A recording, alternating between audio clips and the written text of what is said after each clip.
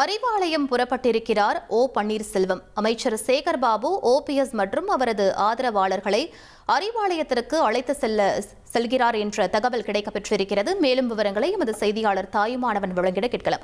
Thayumanavan, OPS உடன் வேறு யாரெல்லாம் செல்கிறார்கள்? முழு விவரங்களை பதிவு பண்ணுங்க. முன்னாள் முதலமைச்சர் ஓ பன்னீர்செல்வம் அதிமுகவிலிருந்து விலக்கப்பட்ட நிலையில இன்றைய தினம் அவர் 2026 சட்டமன்ற தேர்தலில் என்ன நிலைப்பாடு எடுக்கப் போகிறார் என்பது தொடர்பாகவே இன்னும் சற்று நிமிடங்கள்ல கிடைக்க இருக்கிறது.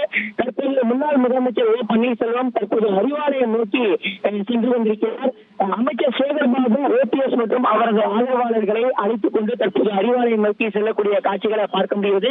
ஓ பன்னீர்செல்வம் உடன் ஓ பன்னீர்செல்வத்துடைய மகன் முன்னாள் எம்பியாக இருக்கக்கூடிய ஓ.பி. ரவீந்திரநாத், உசிலம்பட்டி எம்எல்ஏ ஐயப்பன் ஆகியோரும் தற்போது ஒரே வாகனத்தில் பயணம் மேற்கொள்ளக்கூடிய காட்சிகளை நாம் பார்த்து வருகிறோம். தீநகரில் இருக்கக்கூடிய நட்சத்திர விடுதியில சுமார் 1 மணி நேரத்திற்கு மேலாக நடைபெற்ற ஆலோசனைக்கு பிறகாக அமைச்சர் சேகர்பாபு தற்போது ஓ பன்னீர்செல்வத்தை தற்போது அறிவாலயத்தை நோக்கி அழைத்துச் சென்று கொண்டிருக்கிறார். குறிப்பாக ஓ பன்னீர்செல்வம் 2026 சட்டமன்ற தேர்தலில் என்ன நிலைப்பாடு எடுக்கப் போகிறார் என்ற ஒரு கேள்வி எழுந்திருந்தது.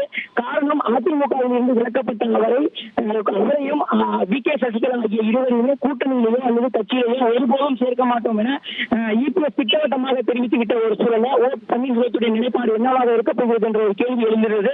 அண்மையில சட்டப்பேரவையுடைய இறுதி நாள் நிகழ்ச்சியிலும் கூட ஓ பன்னீர்செல்வம் செய்தியாளர் சந்திப்பிக்கும் போது மீண்டும் திமுக ஆட்சியே அமையும் என ஒரு கருத்தை வெளிப்படுத்தினார். இதன் மூலமாக அவர் திமுகவில் இணைப்போவதாக பல்வேறு செய்திகள் என்பது கசிந்திருந்தன.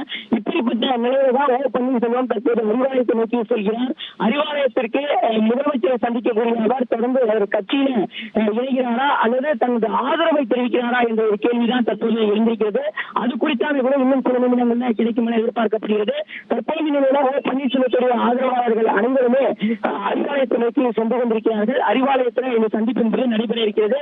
இன்றைய அரசியல் வட்டாரத்தில் இது ஒரு முக்கியத்துவம் வாய்ந்ததாக பார்க்கப்படுகிறது. ஓ பன்னீர்செல்வம் எந்த நிலைப்பாடை எடுக்கப் போகிறார் என்பது தொடர்பாக இந்த நிலையில தான் ஓ பன்னீர்செல்வத்துடைய மகன் ஓ.பி. ரவீந்திரநாத், உசிலம்பட்டி எம்எல்ஏ ஐயப்பன் ஆகியோரும் ஓ பன்னீர்செல்வம் அவரோடு உடன் செல்லக்கூடிய காட்சிகளை பார்க்க முடியும். அமைச்சர் சேகர்பாபு இதற்கான பணிகளை மேற்கொண்டிருக்கிறார். சுமார் 1 மணி நேர பேச்சுவார்த்தைக்கு பிறகாக, ஆலோசனைக்கு பிறகாக தற்போது சேகர்பாபு அனைவரையும் தற்போது அறிவாலயத்தை நோக்கி அழைத்துச் செல்லக்கூடிய காட்சிகளை பார்க்க முடிகிறது. உங்கள் தந்தி1 தொலைக்காட்சியில் காதலும் கலகலப்பும் நிறைந்த ஒரு புத்தம் புதிய ஃபேண்டசி தொடர் ராஜா ராணி தினமும் இரவு 8 மணிக்கு.